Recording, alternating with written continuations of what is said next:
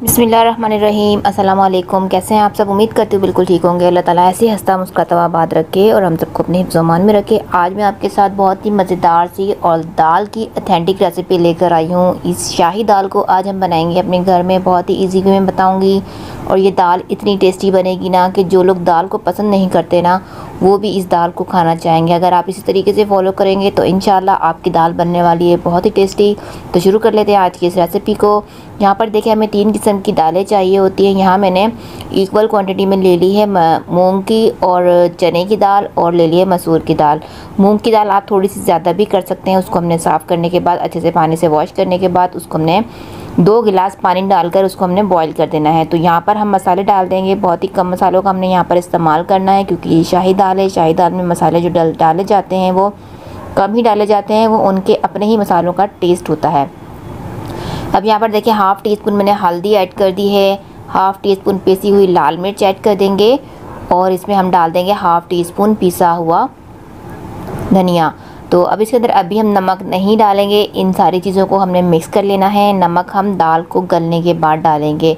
नमक से होता क्या, अगर हम पहले नमक डाल देते हैं ना तो दाल जो है हमारी वो गल नहीं पाती है जल्दी से, काफ़ी टाइम लेती है। तो अब देखिए इसको कवर कर देते हैं। तकरीबन 10 मिनट लगेंगे और 10 मिनट के अंदर हमारी ये दाल जो है बहुत ही अच्छे से सॉफ्ट हो जाएगी। यहाँ पर आप देख सकते हैं 10 मिनट के लिए मैंने इसको कवर लगाकर छोड़ दिया था। और दाल आपको मैं दिखा दूँ, ये देखें कितनी अच्छी सी ये सॉफ्ट हो गई है। इसको हमने बिल्कुल भी घोटा नहीं लगाया, कुछ नहीं लगाया। ये इसी तरीके से मैंने आपके सामने इसको चढ़ाया था, और यहाँ पर आप देख सकते हैं। अब इसका हम बना लेते हैं मसाला। एक पैन लेते हैं, उसके अंदर ऑयल डाल देते हैं। तकरीबन हाफ़ कप हम ऑयल डालेंगे, और इसके साथ डाल देते हैं सूखी हुई 3 से 4 हरी मिर्चें डाल देते हैं। और इसके अलावा मैं यहाँ पर डाल दूँगी लहसुन है मेरे पास 3 जवे मैंने लहसुन के ले लिए थे और बारीक फाइनली चॉप्ड कर दिया है उसको मैंने, और वो इसके अंदर ऐड कर लिया है। लहसुन को हमने हल्का सा सौटे कर लेना है इन तीनों चीज़ों को ऑयल के अंदर। और जब ये अच्छी सी खुशबू हमारी लहसुन की आने लगेगी ना, उसके बाद हम इसके अंदर डाल देंगे प्याज। एक प्याज ले लिया था मैंने और उसको चॉप कर लिया है। प्याज को हम चॉप करके ऐड करेंगे, तो एक ही प्याज हमें चाहिए होगा।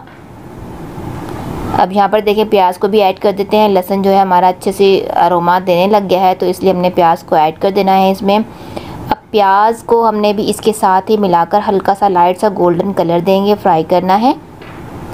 जब प्याज हमारा लाइट से गोल्डन कलर पर आ जाएगा तो इसके बाद हमने इसकी दूसरी चीज़ें डालनी हैं। तो ये मसाला जो बनेगा बहुत ही टेस्टी बनेगा। इस तरीके से अगर आप दाल को बनाएंगे ना, तो आप यहाँ पर देख सकते हैं कलर आने लगा है प्याज के अंदर।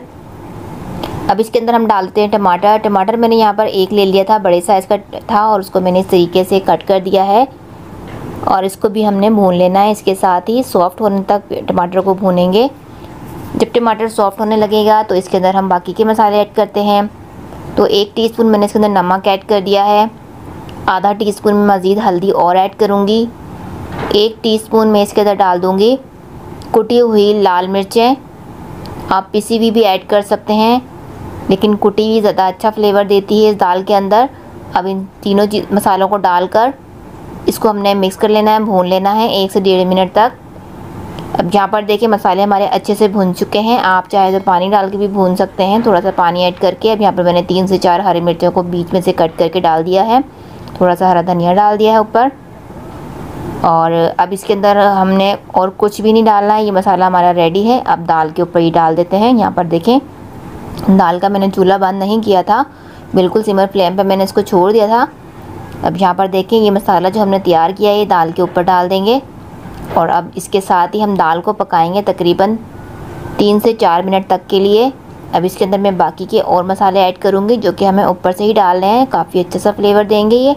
आधा टीस्पून कुटी हुई काली मिर्च का यूज़ करना है हमें, और यहाँ पर थोड़ा सा हरा धनिया और डाल देंगे। और यहाँ पर डाल रहे हैं कसूरी मेथी, बहुत ही अच्छी सी खुशबू और फ्लेवर के साथ। यहाँ पर देखिए इसको क्रश कर लिया, सारे मसालों को डाल दिया है हमने। अब बहुत ही ज़बरदस्त सी मसालेदार सी और खुशबूदार सी हमारी ये शाही दाल बनके तैयार हो गई है। आपको लुक वाइज भी लग रही होगी ना कितनी खूबसूरत है और कितनी टेस्टी लग रही है। तो आप खाएंगे ना तो बहुत ही टेस्टी है, हर दाल से अलग डिफरेंट इसका टेस्ट होगा।